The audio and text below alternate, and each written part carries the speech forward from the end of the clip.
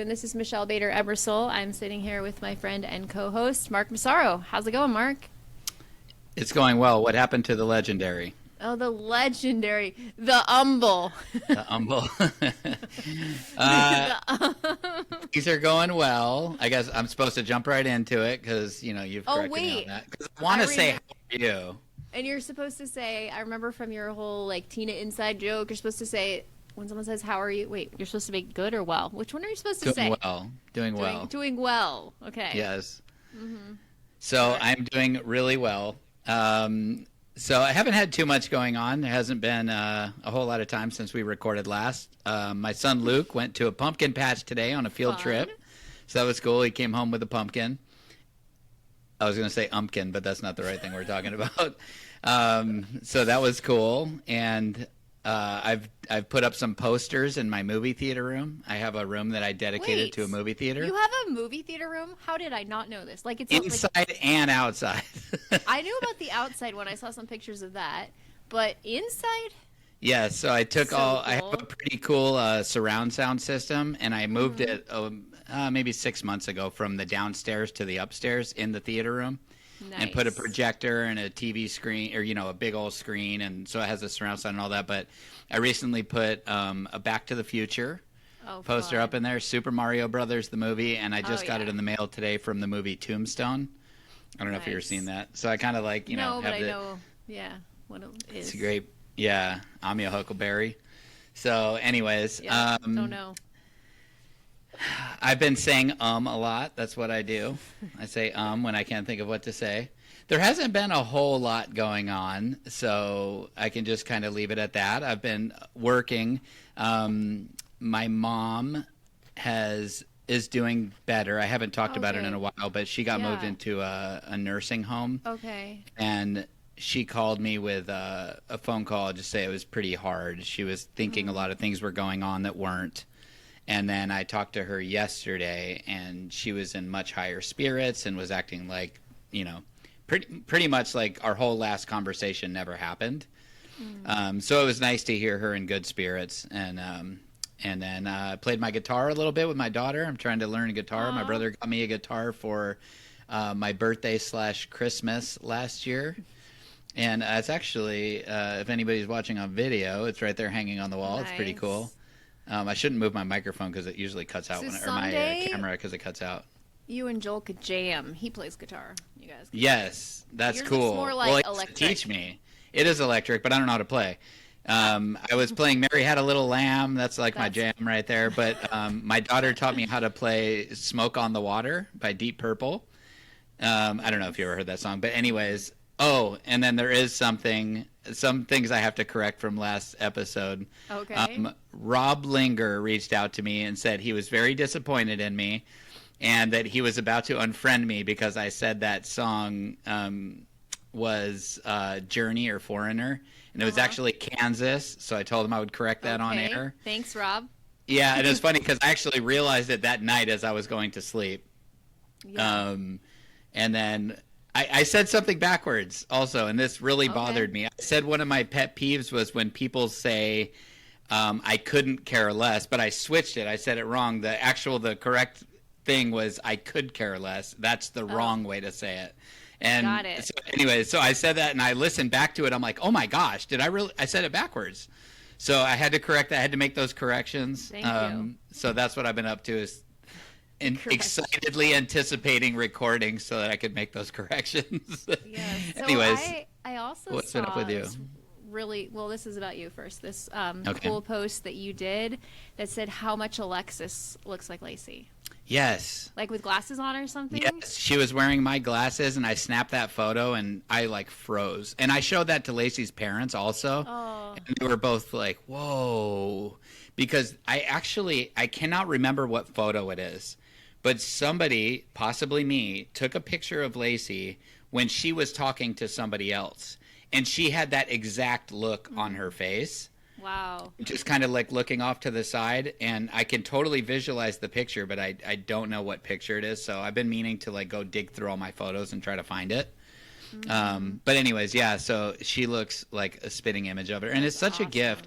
There's so many times where she has little mannerisms or, certain profile views of her. If I'm looking at her from the side, she'll make a certain face, and she just looks like exactly like Lacey. And it's such a gift, and it's such a we live in a world of technology, but I was gonna say it's like I'll never forget exactly what Lacey looked like, but even though I have thousands of photos and videos and all kinds of stuff, which is a huge gift also. But anyways, so yes, that was that picture means a lot to me. So anyways, what's been up with you? Well, I wanted to comment on that. Like, I know what you mean, because Hayden is our one that looks just like Luke, and the older he gets, the more and more he's got more like the man body now, and like he just looks like he's not like a teenager kid anymore, and he just looks like his dad. And sometimes I just like almost start crying, and I've done that with Haley before because she has Luke's eyes too, and I'll be like, your eyes. She's like, I remember like it was a while ago, she's like, do you want me to close them? I'm like, you have your dad's eye. I'm like, no, I love it. You to close them.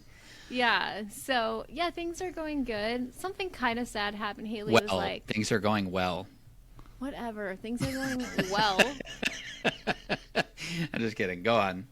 Anyways, I was going to say, Haley told me, she's a senior, she's in dance class, and all of a sudden, and it's mostly freshmen in the class, one of them was like, we should have a father-daughter dance. Like, we should, like, they all started talking about how much they love their dads. And she's like, it just was sad. I'm like, did you say anything? She goes, what am I going to say? My dad's in heaven? Like, none of these kids knew or anything. It was just interesting. They're always going to have these moments where they don't know exactly what to say. I mean, it's happened many times when people, like, assume things and, tell your parents this or blah, blah, blah, blah, blah, So it's just a little side note. Not a lot of new things since we have recorded. Doing tons with Widow Goals, the nonprofit. We have closed our registration. We have 16 widows coming. Nice. So excited. We met, Stacy and I are planning it, met together, did the room assignments, did the group assignments, figured out content. Like, I'm so excited. Like, the content's what I'm super the most. Cool. Yeah, and I might even record some of it to put on the podcast. Some of the sessions. That's a good idea. We're actually doing a panel discussion of a bunch of widows, and I'd like to be able to record that so that could be a podcast episode. That's awesome. We're getting questions as they register of things they want to know, and we're going to have a panel of like different kinds of widows, and I think I represent the remarried widows. And so anyways, so that's been really fun. There's a lot to retreat planning, but I'm so excited to do that and to really be able to pour into it. I'm also going to a grief recovery conference in November with Stacy, which I'm very excited about, to get more training in what I'm doing. Something really, really cool.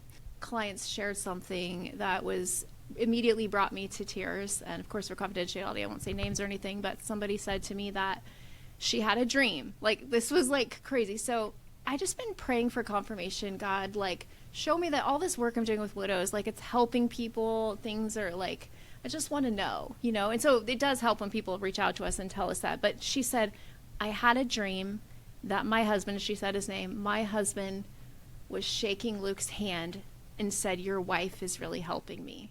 I just started bawling. It was like she had a vision of them in heaven, and they met each other, and her husband was saying that I was telling Luke that I was helping her. And so I like to believe that that was real, that was from God, that was like, wow. And then I was like I think I was talking to Stacey or somebody about how cool it is to imagine all of our spouses in heaven. Maybe they know each other. Like, I bet Lacey and Luke are friends. They're like, hey, isn't this cool, this podcast thing they're doing?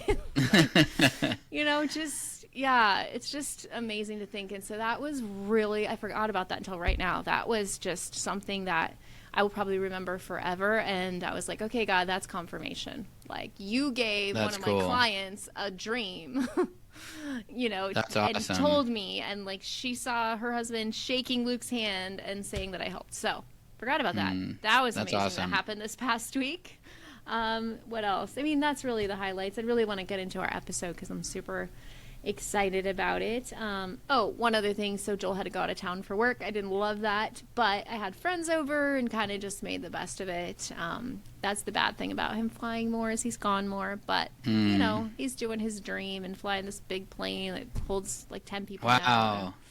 Yeah, it's That's really cool. I'm very, is that what you uploaded on Facebook? You guys were next to that Yes. plane? That was cool. Yeah, we were showing his family. There were actually 2 planes, and he's been flying the bigger one. Like he's went to school to learn how to co-pilot it, and it also means eventually I'll probably get to go on trips with him and stuff like that. Oh, that's There's extra neat. seats, and when he knows the owners better. So Yeah, I'm really yeah. excited about that. So anyways, that's something else. He was out of town. I didn't love it, and I think it bothers me because I've never had a husband who was like outside of the home at all. Like Luke never left, like literally never. He was on disability, and so I would always, and then I was like, I went 3 years without a husband, so I think it bothers me more to then have a husband away. I don't know how to explain it, but it is something that like for real, I'm like, don't take the job, like don't take another flight. He's like, but we need to take a flight, and it's just this whole balance thing. I'm trying to support him in his new career, but yet I don't like the nights alone. So anyways, little side note. But anyways, let's get into our podcast. So we have a special guest today. I'm super excited about this. She has been a loyal listener for a long time, and I'm super excited to oh my gosh, my mind went blank. Announce? What's the word? Tell Introduce? you about it. That's the exact word. And here's the great thing. We don't even edit these mistakes out because this is real. This is authentic. I'm excited to introduce to you Angela Heitz. Angela, how are you doing today? I'm nervous and I'm excited and I tell you to pinch me, but you're not here, but you're here. Oh, that's so awesome. I love that you have been listening to us for a while and that we've helped you on your journey. Like that is something that I love hearing. Like I was saying, sometimes I just pray for confirmation, and getting your application actually was part of the confirmation too. Because would you mind telling the audience, because I just think it's super cool, like how you found us and like how God brought that all together? Yes. I think it was as early as a month after my husband passed away, and you know, things had died down and people are moving on with their lives. Yeah. And it was the first day that I literally could not get out of bed, and nobody was there. I had nowhere to be. I couldn't get out of bed. And so I knew podcast existed. I don't know that I had ever listened to any. So I just searched like widowed, can't get out of bed. Wow. And your widow goals popped up, and that's your very, very first episode. And it was God. And it was God, and I listened to it, and I wept, and consumed those pretty quickly, and then found you on Facebook, using Instagram more. I tried your TikTok. I can't do that. It's too edgy. It's too edgy. It's the wild, wild west to me. So I look crazy. I'm sorry, Michelle. I shut down It's okay. TikTok, but you're the only person who's ever enticed me to do that. Loyal listener. You are one of the 2 greatest sources of hope and encouragement and ministry and direction to God, and I thank the Lord for you. Oh, thank you, that's Angela. awesome. That really means a lot to us, just encouraging us in what we're doing. So we'd love to get to know you and our listeners to get to hear your story. So why don't you start with a little bit about how you and your husband met? Okay. I tell people, like, I got the fairy tale. I just never expected the happily ever after to end, at least for me. George loved to tell this story, and he was hospitalized a good bit, and you know, it was COVID, and they restricted me, even though there was a time when my attorney said, make them call the police on you, make them throw you out. And I was like, I'm too sissy to go to jail, but you know, I couldn't get in to see him until about 11 o'clock and had, 7 hours with him every day. But if a new nurse was on his case, they would give me a look when they'd walk in the room and they'd see me, and obviously I was his wife, but it was a very telling look, and they'd kind of cock their head like, and I would say to them, yes, I'm Angela, I'm George's wife, and the story he told you is true. And I had one woman say to me, like with tears in her eyes, she goes, you are the luckiest woman in the world. And I was. So We met as teenagers, happenstance. I'm a Southern girl, grew up in the panhandle of Florida and Georgia, and I can code switch for you, Mark, if you want me to, but I've kind of like trained myself Need help not with to use that. my drawl. I had moved to Louisville, Kentucky to go to school. It was my freshman year of college, and I was taking a semester off, and I didn't know anyone, and I was staying with my sister, and so she said, let's go ice skating. I'm like, I can bike, I can water ski, sure, I can ice skate. I cannot ice skate, okay? It's a tiny, tiny blade, and you're supposed to balance on slippery ice. So we got to the ice skating rink, and I managed to there were stairs down to the ice. That's weird. messed up. I On ice literally skates. pulled myself along the railing, just trying not to fall and break something. And so I don't even know that I went around twice. George was with his friends, like three wild and crazy guys, They went bowling every Sunday night, and the lanes were all full that night, so they decided to go ice skating. And I think maybe they had finished before I got there, so they're just hanging out, and they were really dorky. Like, all three of them they grew up together. Like, one of them was his next door neighbor his whole life. The other one lived in the neighborhood. They were just really dorky. George had never been on a date in his life. I don't know that Randy wow. has ever been on a date in his life, and it's many decades later. I don't think Randy ever dated anyone. But so I caught their attention, not for the best of reasons, but because, let's take a bet. Is she going to fall? Is she going to make it around? And so they watched me, and when I came back to get up off the rink, not only did they have a stair to go down, they had a riser without a front on it. So as I'm gripping the rail for dear life, I wedged my left skate under the stair in the ice, and I cannot get it out. Oh, no. And so, at that point, his friend Randy's like, well, I'm going to go help her. I'm going to show you how to pick up a girl. So sweetly, Randy was sweet. Randy sweetly, came over and held onto my arm so I could, balance, and I got back in, and he leaves, and he goes and sits down, and my husband's name is George, and George goes, did you get her phone number? And he's like, no. He said, did you get her name? He's like, no. And George goes, clearly you do not know how to pick up a girl. So he's like, watch me. So he did come over. He unlaced my skates. We Aw. chatted. He did get my first name. He found out I had just moved to town. And so he's like, hey, we don't usually come ice skating. We go bowling. And do you know where the bowling alley is? Why don't you come bowling next weekend? And so I was like, yeah, sure, right. That weird three guys hanging at the ice skating rink. I'm not going to do that. So he did not get my last name, and he did not get my phone number. So he did not know how to pick up a girl either. So he had only my first name, and he knew that I was from Florida. So the next week rolled around, and I was not going to go and meet with random guys at the bowling alley, but my brother-in-law was kind of like, well, just sit in your room and rot. We're not going to entertain you until school starts. So I got a little mad, and so I drove to the bowling alley, and I thought, I'm just going to drive around and then go home in an hour. George had been watching. They had been waiting, and he was waiting by the front door of the bowling alley with his friends, and they had been standing there for 20 minutes.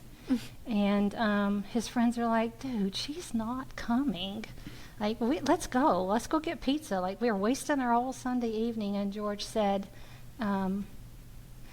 he said, that's the girl I'm going to marry. I do not know how I know this, but that's the girl I'm going to marry. Cue me driving through the parking lot in slushy, icy mess in Louisville, Kentucky, and I look in my rearview mirror, and he's literally chasing my car through the parking lot.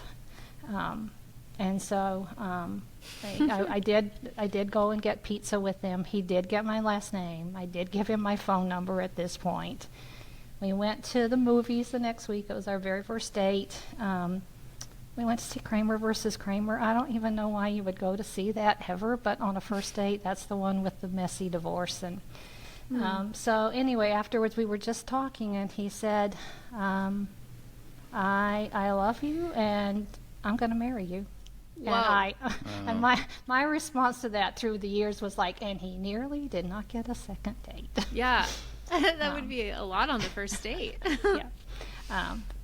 So within about a month, I was smitten, and we dated for 11 months, got engaged, and got married 23 months after we met. Wow. That's a beautiful story. I love it. It sounds like a Hallmark movie, like literally could make a Hallmark movie. And then can you tell us, like, so then what was your life like after that? Did you have kids? Like, what was life like? It was pretty great. George was just the most fun guy ever. We were kind of yin and yang, like, you know, he was the outgoing one, I was the quiet one. He was the accountant and the numbers guy, I was the word person. He was the adventurer, I'm the one that's like, what happens if something, you know, like, he like, you know, when you go parasailing, like, this is not a good idea. Like, you know, just we balanced each other out very, very well. I'm about 7 years into the marriage. We were blessed with children, and I had no idea that it was my desire to stay home with the kids. I think the only kind of ultimatum George ever gave me was, like, when we were dating, I was like, I'm really not sure I want to have kids. And he's like, you'd be a great mom, and so all the encouragement, and he's like, we've got to have kids. Like, we've just got to have kids. So I was like, okay, we'll have one. And he's like, okay, well, I'll stay home with them. And nobody did that. But he's like, I'll stay home with them if you don't want to. But when our firstborn arrived and they placed him in my arms, like, there was no, you know, there was no changing. I'm like, I'll stay home. And George did this a lot, and he would look at me and he would cock his head and his bright green eyes looking at me, and he'd go, I knew. Like, I know things about you you never know. I see things in you that you don't know that are there. And so, our son was born. 22 months later, our daughter followed. Well, when Brandon was born, like, I remember telling George, like, I don't want just one, I want 3. And he was cracking up. He's like, I hope that's not the morphine from the C-section. But he did later tell me, he said, I always knew you wanted 3. Like, he knew. Wow. He just knew. And Sherilyn came along 22 months later. We waited a really, really, really long time for the third one, had given up. And our youngest, the older 2 were 7 and 9 when our youngest was born. So they're all 3 married, and that's a blessing, and great spouses, 2 grandsons. My son has 2 children. My older daughter's husband's in the ministry. So that's awesome. You know, it's wild to hear all that, and it's such a beautiful story. And to think, if the bowling alley wasn't full that night, none of that would have probably ever happened. I know. That's awesome. That seems so orchestrated. Oh, yeah. And it's funny. And it's a good reminder because, like, I bet that was frustrating for them that the bowling alley was full. Mm-hmm.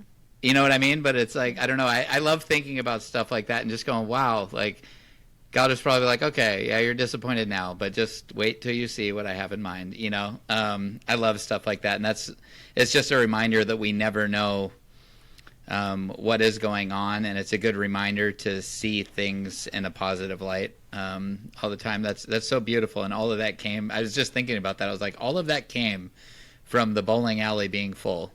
That's pretty awesome. So anyway, sorry, Michelle, were you saying something? Oh no.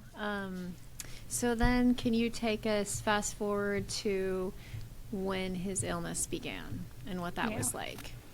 So, early in the pandemic, this one wrecks me. I was a teacher, and I just, one of those people that had a low immune system. Like, I said I was the teacher that by Thanksgiving I had contracted something, and by MLK Day it had been through 5 iterations, and I've had x-rays and antibiotics. And like, there's just like, and I was a germaphobe before there was a word for germaphobe. I had hand sanitizer when it was hard to find. Like, it's just, I just did it because when I would get sick, I never could shake it. And George was the antithesis of that. Like, George was totally and completely healthy, but you know, lots of things in our world changed, and everybody had a lot of heavy conversations that summer, especially when the world's going back to normal.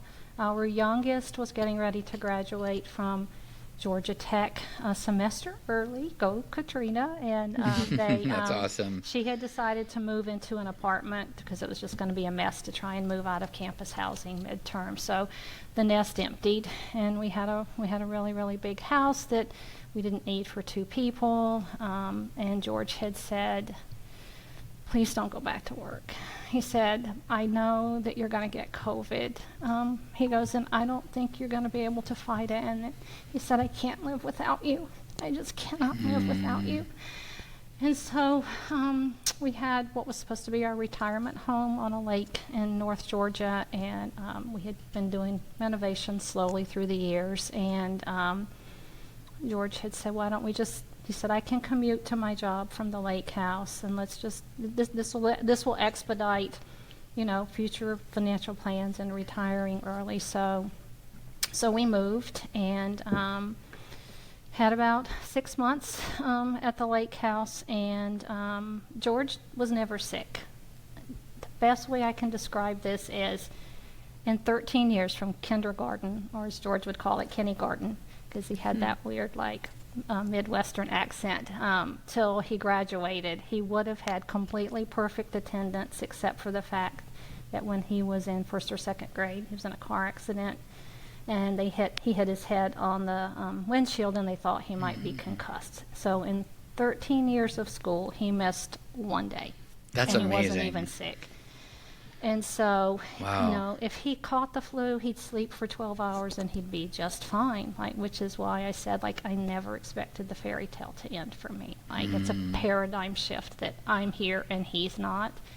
And so he came home early one day, and he's like, I feel like I have a stomach bug. I'm not feeling good. And then he actually did stay home the next day, and he said I tortured him with white rice, and the next morning he got up, and they said, "Are you feeling better?" And he said, "I'm fine." He showered, and I heard him collapse in the bathroom. Oh my gosh. And so, I rushed to his side, I get him roused, I get him steady, I get him on the bed, and, looking vitals, how are you, put his Fitbit on to check his heart rate and respiration, and he's like, "I'm fine, that's just," he's like, "I'm fine," he's embarrassed, "Why, so I fainted, I'm fine." And I said, "Okay, buddy, you got 2 choices, we're going to the ER right now, or I'll log on and get you the first appointment at the nearest urgent care." And we were far out from the suburbs of Atlanta, and I was like, "I'm not going to the ER. I'm fine, baby." And I'm like, "No, we're going to get it checked out." And so I took him to the urgent care, and they were going to send him home. And then he had said, "Well, I had this weird symptom that he hadn't told me about," and they said, "You got to go to the ER." And so we went to the ER. They were running CAT scans and blood work, and in less than 48 hours, they confirmed that he had an aggressive terminal cancer. And it's a cancer that's undetectable, and the average survival rate is 10 months. Many people that I now know of whose spouse, and it's just very rare. They know very little about it, no symptoms, nothing. It's wicked. It's cholangiocarcinoma, which most people know is bile duct cancer. And we went from that to finding a surgeon who had said, "We think we can use surgical options. Literally, we'll have you grow a new liver. We'll resect what's and there was one tiny tumor that was 2 millimeters. That was it, y'all. That was it. Wow. We'll resect it, and we'll give you chemo." And he said, "I think we're going for the cure." That's not what happened. Cholangiocarcinoma is wicked, sepsis, multiple infections, hospitalized more times than I could count. The two kinds of chemo that were really horrible. He just ended up hospitalized over and over and over. He fought through it. They did the first surgery, which basically reroutes the blood flow. It's called a portal vein embolization, so that you grow a new liver on the other side. Wow. He grew a new liver. He grew a new Wow. liver. And 2 months later, when they went in to resect it, they'd done the CAT scans, they'd done the blood work. They're like, we're in the clear. And when they started the surgery and got ready to resect the liver, the surgeon could not see, but he felt like minuscule, like it was metastasized. So we went from that to them saying, well, you've got 5 years, we'll put you back on chemo. The surgeon was off the case. We opted to change hospitals and move closer to town. It was terrible. We were far from the hospitals.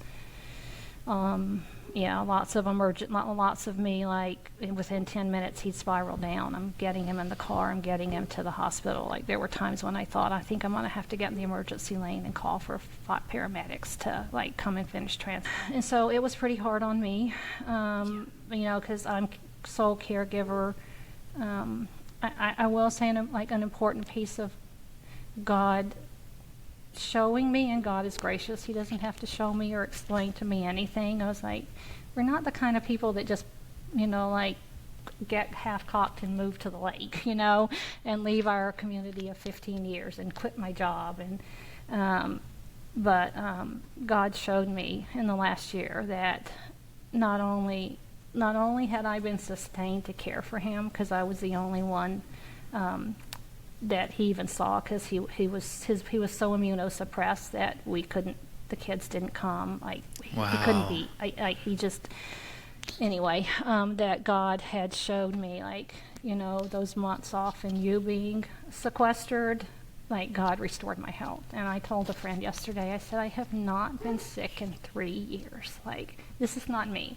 I have not been sick in 3 years, but it was just hard. It was just hard. I panicked when I'd have to go pick up his drugs or make a grocery run. So the hospital was on a different metropolitan side of Atlanta where we live, and our older daughter and son-in-law lived on that side of town. So we decided I said, we've got to be nearer to the hospital. There's no way, it would have been a 2-hour drive from where we were. So we decided that we were going to have to move and lease a house. And he was supposed to have had 5 years. He went in for his first meeting before chemo, and they're like, 24 months. 24 months is like the most hope that we can offer you, but executed the lease on the house. And he ended up going in for chemo, and they're like, George fought it all off. They're like, you're too sick, man. And they put him in the hospital. He spent a weekend, came home, went back again for chemo, and they admitted him again. Getting so fast. They said, it's you're going to have to move to hospice. We're talking weeks, not months. And they moved him to hospice. While he was in the hospital, the movers had been engaged to get us to the suburb where my daughter was. And the weekend that he'd been there a week, so they were moving him into hospice for in-unit care because they were trying to get him stabilized and make sure that the meds were going to be able to control the pain. And movers came to my house, while I'm sitting by his bedside. My kids and some friends who were angels, they moved me to a house. The house was 2 doors from my daughter. They moved. They took care of all of that, and about 3 days into the staying in hospice unit, they said, he's deteriorating even faster. We're looking at days, and they said, we cannot control his pain. You won't be able to care for him adequately if he is at home, and so we recommend that you stay here. And I had been barred from being with him a lot of time when he was in the hospital, and it was just terribly hard on me, especially because a lot of times he needed an advocate. Was, you guys know, you had family members on cancer. They need an advocate. They need somebody who can monitor things and speak for them. And so in that 29 days, that last day, the new hospital did not make me leave. They did not make me leave, and 29 days by his bedside, and I left twice to go and get a shower at my daughter's house. Otherwise, like they had said, just shower here, and they would try, like the doctor would be like, you need to go home, and I'm like, I'm not leaving him. Like, this is sacred. Like, this was a vow before God that until death parts us. I said, I am not leaving his side. And so I thank God that I was there, and that I wasn't alone with him, and that I wasn't the one managing his care. And so God called him home in March of 2022. Wow. So when he was diagnosed, what was his reaction like? George's reaction was, well, I looked stuff up on the internet once. He's like, don't do it, and I'm not doing it again, and they don't know my God. And he said, I'm not that person. Like, I'm stronger. I'm going to fight this. Like, there were a few random cases of like 2% of people that survived 5 years. He's like, God has told me that I'm going to be healed, and I'm going to write a book, and people are going to come to the Lord through this story. So he fought, and he fought, and like indicative of not only like the great, incredible human being my husband was, but his walk with the Lord. He would wake up in the morning and say, this is the day the Lord hath made. I will rejoice and be glad in it. Wow. And Praise there God. was even a time when he, when he said to me, because it was 24/7 with me, and he's sick, and there was one day, and it was like, I felt like we were in Groundhog Day, 1 millionth like game of double solitaire or rummy, and he cocked his head and he looked at me and he goes, wow, we have never had this much time to spend with each other. Like, we have never had this much time to spend. Like, What a he looked kind for the soul. blessings and he found the good always. Wow. That's beautiful. amazing. And I'm sorry, Michelle, I just thought of this question too. If he were here and had a chance to put a message out, what do you think he would want to say? What do you think his story would be? Like if he wanted to write faithful. a book, Like, God is faithful. God is faithful. That would be it. Like, put your faith in God and he won't fail you. That's awesome. That's so powerful. I love hearing those stories of people looking adversity in the eye and still knowing God's goodness. My wife did that a lot also. She was very courageous, and it was amazing to watch. Because I'm over here like falling apart. You know what I mean? Like, I had a lot of faith, but I was falling apart, and she genuinely, for a lot of the time, like, she wasn't afraid. There were moments where she was afraid, of course, but she was brave, and so it's I love hearing those stories, and it's just it's such a reminder of who God is and the transformation and things that he can as we know from Scripture that our time here on earth is going to be the Holy Spirit. We're going to be becoming more and more like Christ. And it's so beautiful when you hear about somebody like George that was really getting there, and just really had that understanding of the world, that heavenly perspective. It's just beautiful. So anyways, I wanted to comment on that and ask you that. So, but go ahead, Michelle. Well, I was just thinking that God did heal him. God told him he was going to be healed, and it's not the way that we typically think of it, but he was healed better than he could have been on earth, and his story is still being told. You are here today sharing his story, and just from what I've known about you, I know that you're going to touch so many lives. And so his vision of that was true, but it's happening through you, like a different way than we would have thought. And I just think that's so beautiful, and I just really enjoy hearing your whole story and just like your beautiful love story. So could you tell us now, like, what was life like? He passes away. what's going on in your mind right away? What is life like in the beginning? You know, when you've lost your spouse, like, it's utter and complete devastation. Yeah. I walked out to a life in a world I did not know. Like, I don't mean to catastrophize it, but nothing in my life remained normal. Nothing was the same. I was going to live in a house where I had never lived. Right.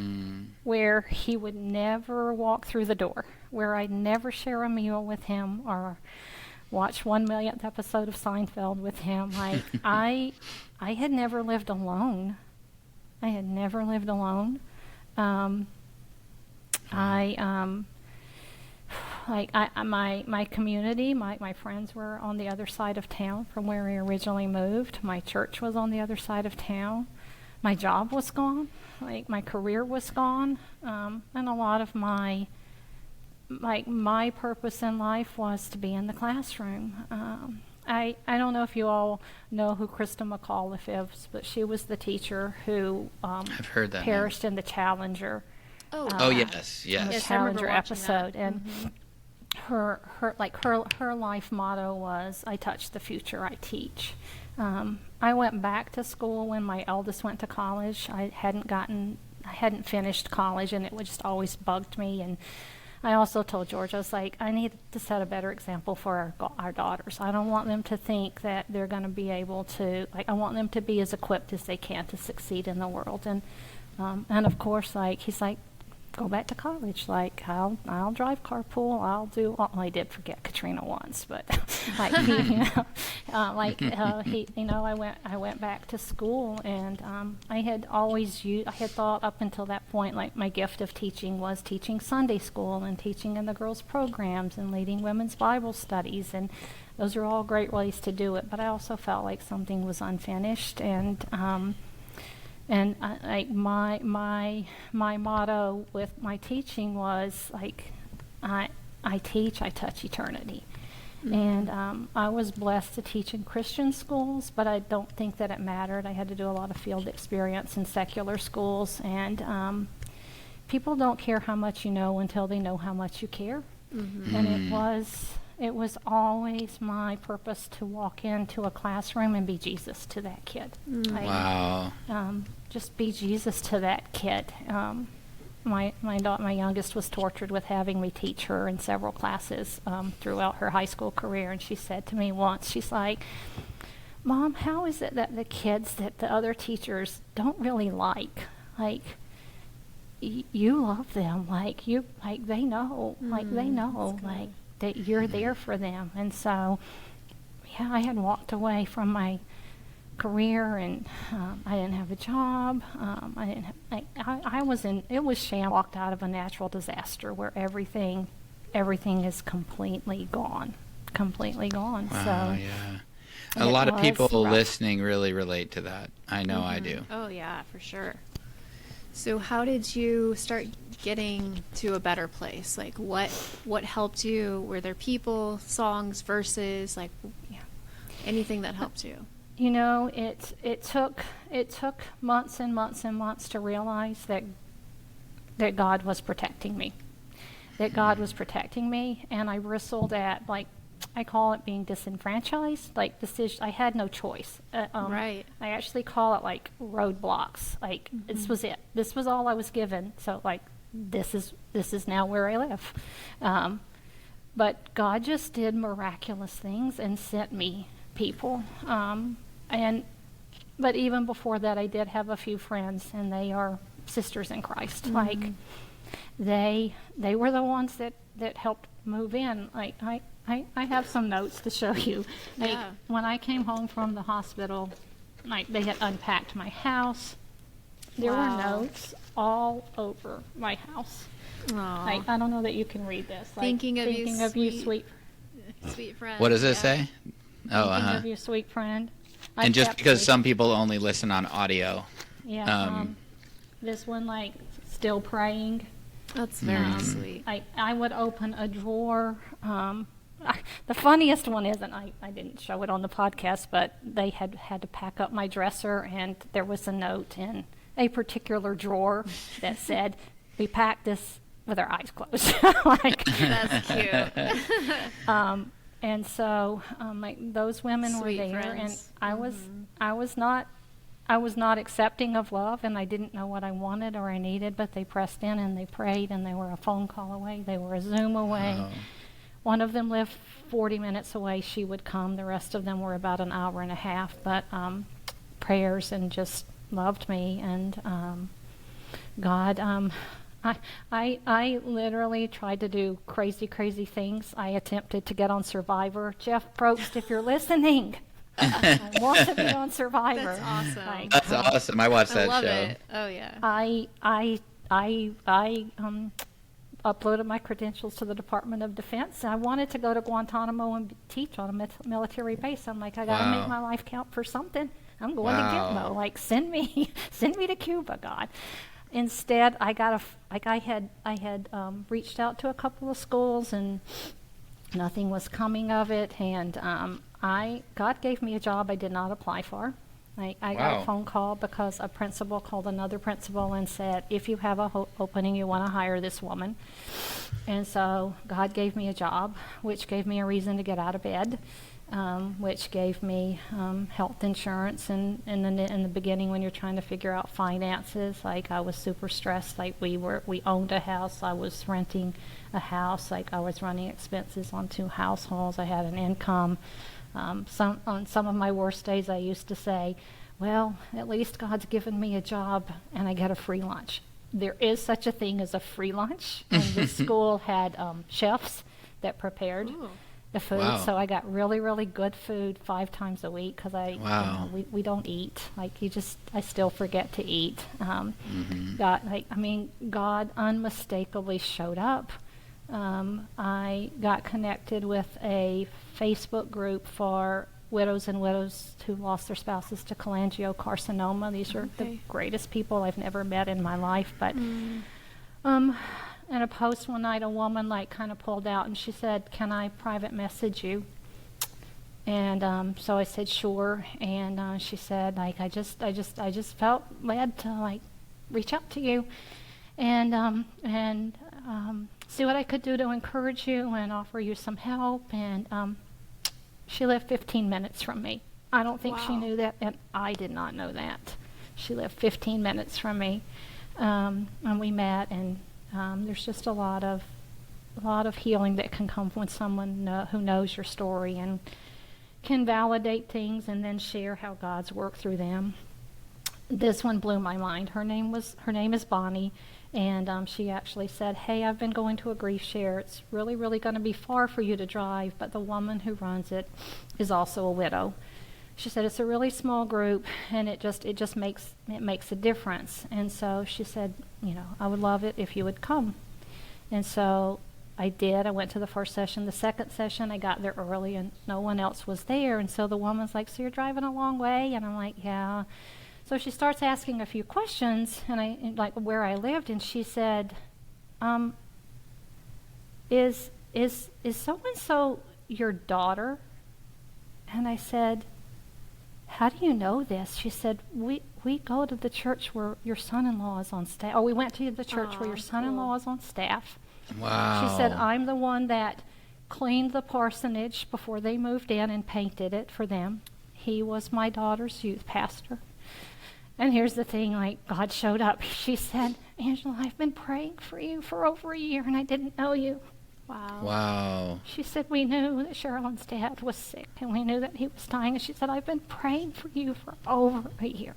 Wow. So, That's amazing. God God had said, you are not alone. So, Wow. I also found the Never Alone Widows group organization that's based in Atlanta. I think they're in about 28 states at this point. Wow. They had just started local chapters, and because the school, which was far from where I live, that was where the very first chapter started. in the Atlanta area. So I met these people, and there was something incredibly healing about walking into a room with women who understood. Yes. And women who get it. Yep. And women who would mentor you, and women who would tell you it's going to be okay, and this is how I know it's going to be okay. So just like God showed me. I've had about 4 months since I've moved and left my job to just spend. I call it sitting at Jesus' feet. A lot of journaling, a lot of praying, a lot of listening for God and Him making some sense of it. And I you know, and I mean, you didn't have to give me an answer, God, but you did. Like, you connected the dots, and you showed me like that you were there when I thought I was alone, and I thought, you know, it was hopeless. And anyway, sorry. That's okay. Yeah, so I don't know what the question was at this point. You answered it. Just, yeah, it's just great to see, you know, just kind of like, what are some things that helped you? You named a lot of those things. And I see Can I tell you 2 more real quick? Yeah. Just, one of the members of Never Alone runs a ministry called Heartwell, which is like art therapy. Oh, okay. It just changed my life.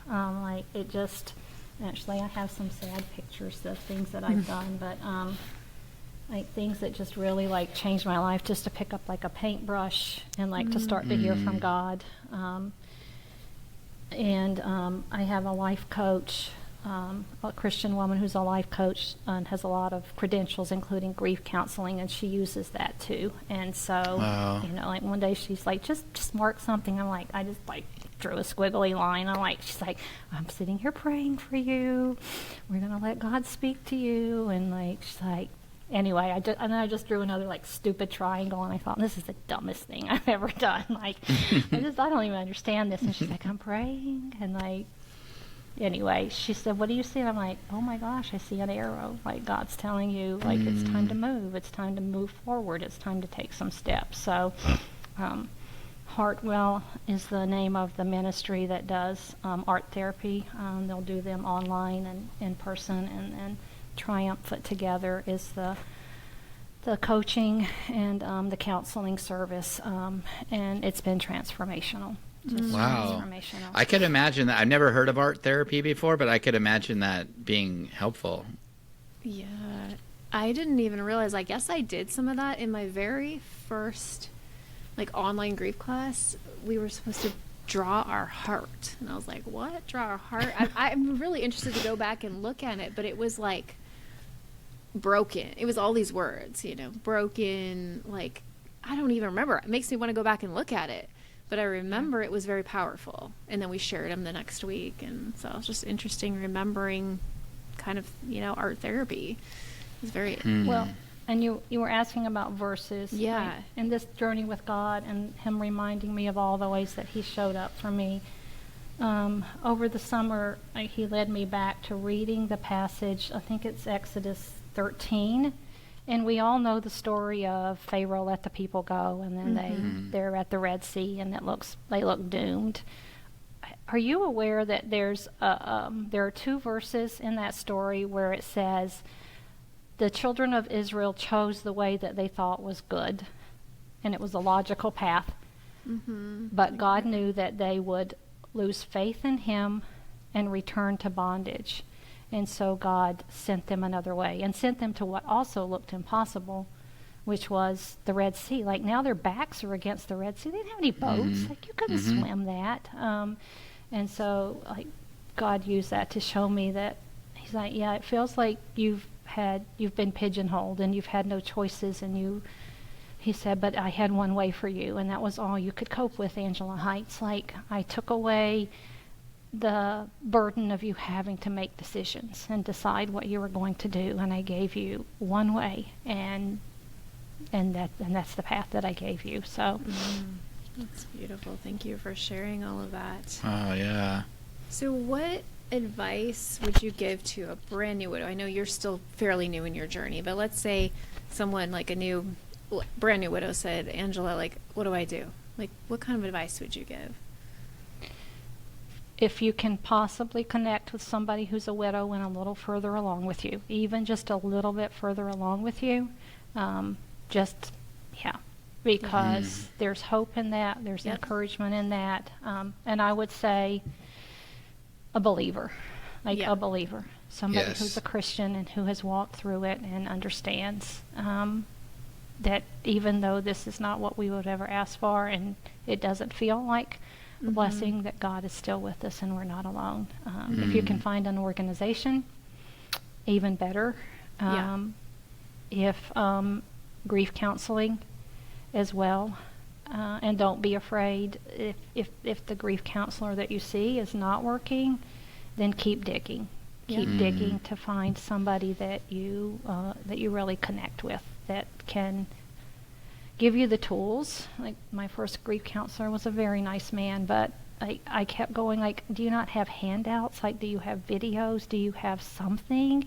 And the woman that I see now, like, she's just so intentional. Like, here's your homework. Here are proven like strategies. I would also say to new widows, I wish I had known this earlier on. I think there's a psychologist, I think her name's like Jill Bolt Taylor, or I can look it up and send it to you, but it's called the 90-second rule. And basically, do you know this? No. It takes 90 seconds for you physically, emotionally, like intellectually, to process an emotion.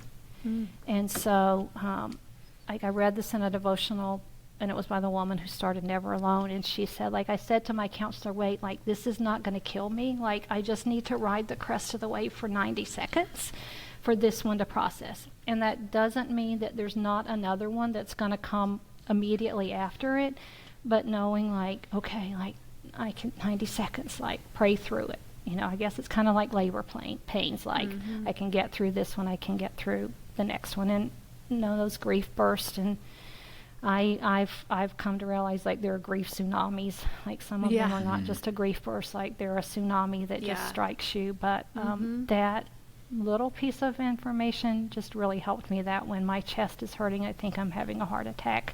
I don't even know why I'm paralyzed. Okay, all right, God, like 90 seconds. I'm just going to pray. And that's good. That's really good advice. That's really good advice. I think that's going to help a lot of listeners. Thank you for sharing that. I'll send you the information. Yeah. Devotionals, and again, I had to be selective. They pretty much needed to be for widows or widowers, or by widows or widowers. Never Alone had one on the names of God that I'd have just completely worn out reading it over and over and over again.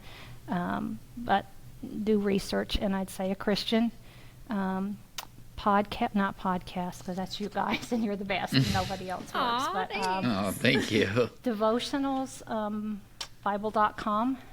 And again, I would say search and find everyone that you can that's on loss of a spouse. Dr. Tony Evans was one of the first ones I found, and he lost like 5 people in a year's time, including his wife. Crazy. But if you search on Bible.com, like, it's a treasure trove. You download the app, and they're there every day. And so the devotionals really, really helped me. And then just staying in the Word. You know, once I needed more meat than just how do I survive widowhood, or how do you help me move on, God. More meat of, in September I took a 30-day gratitude challenge, which I had not been equipped to do until now, and God has spoken to me mightily. And a lot of times it might be the Bible.com day. Lean into your friends, and when they tell you they're going to show up, don't tell them you're fine. Good. That's good advice. That's good. A lot of this also is how much effort you've put in. Yes. I was going to say that. Yeah, it's awesome. I think that's another key piece of advice is you have to put effort into your healing, and that's encouraging to hear. I've seen like the two themes in everything that you've been talking about. One is community, like don't try to do this alone. You've been plugging into lots of different sources, and then staying close to God. Those two things seem to be key in your healing and where you are. And then yes, we talk about in grief recovery, taking at least 1% responsibility for your healing. You know, those people who are perpetually in the same place 5, 10, 15 years later, it's because they never took any steps. And you've taken so many steps, and you should be proud of yourself. You're doing really well. And right now, you're giving me and Mark and all the listeners tons of ideas. Like, these are great resources. And the 90-second rule, I'm going to use that. I can still get the grief waves sometimes.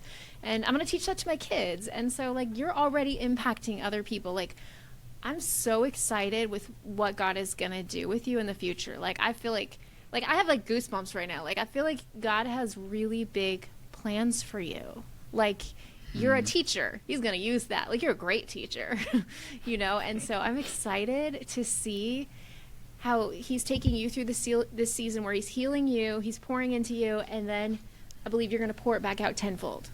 Like, you are going to help so much. Like, I feel really strong right now to tell you that. Like, I feel so strongly that you are going to continue, because you've already have, but to have a eternal impact on the people that you come in contact with. And this is like an example of God taking those ashes and making beauty, taking the mourning and turning it into dancing. And I can already see that in your life. And I just want to say that I'm proud of you and you're doing a good job.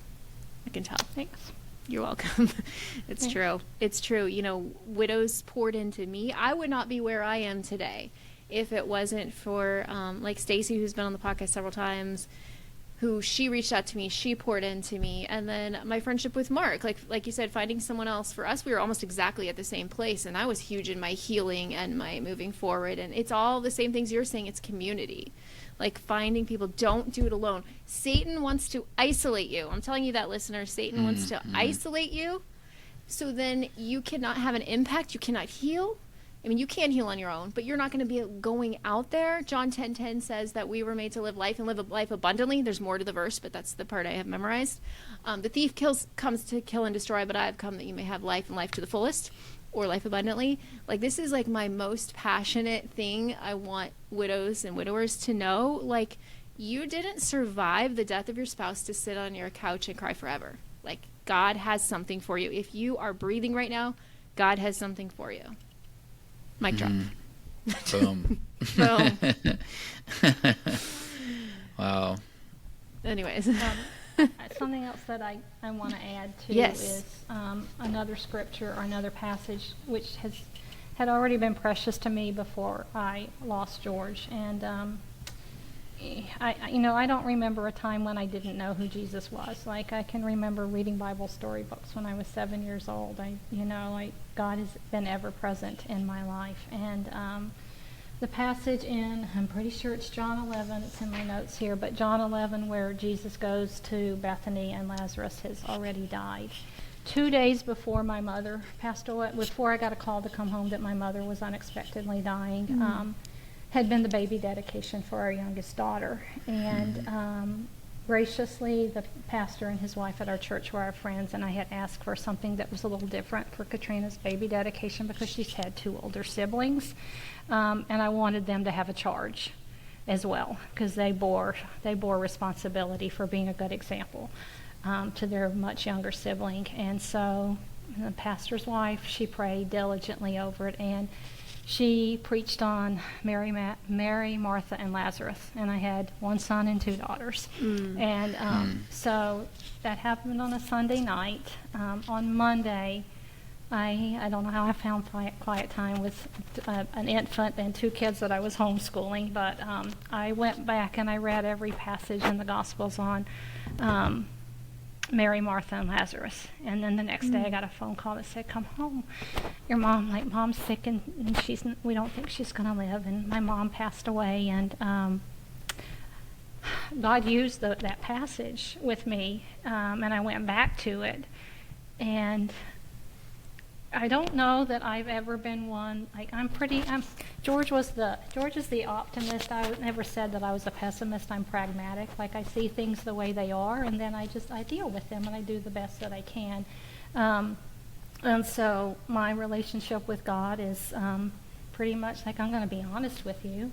Do you guys know who Mark Lowry, the comedian, was from years ago? Yes, I remember Mark him. divinely inspired me once when he said in a comedy routine, if you're mad at God, you might as well tell him, because if you don't, you're lying to him and you compounded your sin. So I, you know, wherever I'm at, like I just take it to God. I don't, you know, you don't have to clean yourself up to go to God, and he already knows that you're wrecked, that you're angry, that you know. And so he took me back to John 11 over and over and over. And I say Martha gets a bad rap. I used to say if I ever wrote a book, it's going to be Martha gets a bad rap, because I'm a Martha. Like, you're behind the scenes, you're working hard, you're doing what you can do. Like, somebody's got to like buy the food, to cook, to put on the table. And Mary wasn't the one that ran to Jesus on the road. There was no texting, there was no phone calling. Like, she got word that Jesus was nearby and she ran to him. And I guess to put it in delicately, like, she was pissed off, right? Like, she's like, where were you? Like, Lazarus is dead. And then she says, like, he wouldn't be dead if you'd been here. Like, where were you? Jesus is so... He's so Jesus. Like, he's so God to her. Like, okay, I understand that. And he listens to her, but he keeps drawing her back to, who am I? And Martha's like, all right, my brother's dead and you could have healed him, but you were God. Okay? And so he leads her through this series of her going, regardless of what has happened here, you are God. You are God, and I will give testimony to that, and I will serve you. And I think it's important for people to know, like just take it to God. Whatever's got you crushed, whatever's got you broken, whatever you're mad at him about, whatever was unfair, whoever's left you, like, you know, like whatever you're struggling with, he already knows, and he already knows whatever emotion it is that you are trying to process, to just take it to God, to the feet of Jesus, and just say, like, I don't know, like, God, like, help. That's such a great reminder. And so I have a mantra, and my friends have heard this probably a million times, but I came to this point of going, God is God, and I am not. And I said, sometimes I say that like Martha did, like, where were you? Like, you're God, and I'm not, and I couldn't heal him, and where were you? But you're God. You're God, and So you love good. me. And your son died for me, and you sacrificed him for me. So you're God. So what else can I do but serve you? Like, what else can I do but give the glory to the fact that you're God of all creation in the universe, and you love me. So I love that was the other passage. That's good. I love that. Passage. Well, this is Yeah, I mean, he gave us the breath in our lungs. He is the God of the entire universe. He spoke it all into existence. When I remember that stuff, it really helps me remember who I am and who he is. And it greatly humbles you nice. to remember how amazing it is that he loves us, because we should be so insignificant.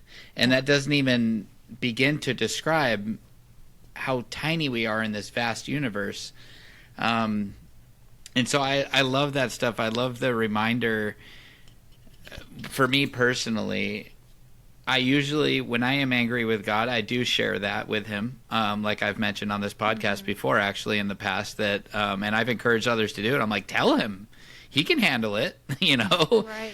But usually when I personally do that, I get this feeling, and I don't know if it's the Holy Spirit speaking to me, but it's like you said, it's like, who are you and who am I? And I'm like, oh yeah, sorry, you know, but it brings me back to reality. And it's okay to still be, you know, to still have your feelings. There's nothing wrong with your feelings, but for me, it sort of helps pull me out of it. Right. And I remember what a blessing it is to even have breath in my lungs, that waking up every single morning is a beautiful gift from heaven. I heard this, I saw some video, I don't remember what it was, but the guy said, you know, basically was illustrating you know, what would you do for $10 million? And they're like, anything, you know. And then he said, well, what if you could have $10 million right now, but you don't wake up tomorrow morning? Would you take the $10 million? And they were like, no, of course not. And he's like, so just you waking up tomorrow morning is worth more than $10 million. And they were like, whoa, I've never thought. And he's like, so do something with that, you know? And it was like, wow, that's really powerful. And I mean, it's like, of course, but you just never really put it into that perspective. And so just waking up every morning, even if we are depressed and engulfed with grief and have even lost the desire to live in many cases that we've all heard about and dealt with ourselves, it's still a gift. And so it is a good thought to try to adapt that mindset, that no matter what we're going through, we can try to glorify God through it, and speak to His holiness and to our insignificance. What a gift to even know God, to be able to speak to Him or speak about Him and who He is, to have Him on our side is such a gift. And gosh, that's encouraging. Thanks for sharing all of that. And actually, that story that you're talking about is the same story my pastor chose to give at my wife's celebration of life. Oh, wow. Yeah, so that was, as you were saying it, I'm like, yeah, I like this story, you know. Anyways, so go on, Michelle. Your turn. Oh, that's good. Well, no, I think that's good. We appreciate you sharing all of this. I know people are going to get so much out of this. So thank you for taking time out of your life to get uncomfortable and get on camera and share this with the world, because I feel like we do our part and then God does His part. See, He's going to get this to the right ears, the right eyes that need to hear and see this. And I'm excited for what He's going to do from you sharing, because I got so many great ideas. It's amazing. So thank you. Thank you. Thank you, Yes, God, thank for you so blessing much. me, like and ministering to me. Oh, Thank you for You've ministering been to us faithful. and to our audience. yeah, definitely, for It's sure. been a blessing to have you on here. Yep. Well, Mark, would you like to pray us out? Yes, I would. All right. Lord, thank you so much for Angela. Thank you for her courage to come out on here and step outside of her comfort zone. We all can relate to how difficult that can be. And thank you so much for the legacy of George. Thank you for letting it live on. And I pray that Angela remains on this path of healing, and that she gets to continuously find different ways to share what a beautiful person George was. Gosh, what a man. Every time I hear stories like that, Lord, I just thank you that somebody like that lived for us other men and women, for that matter, to look at as an example of how we should all aim to live our lives.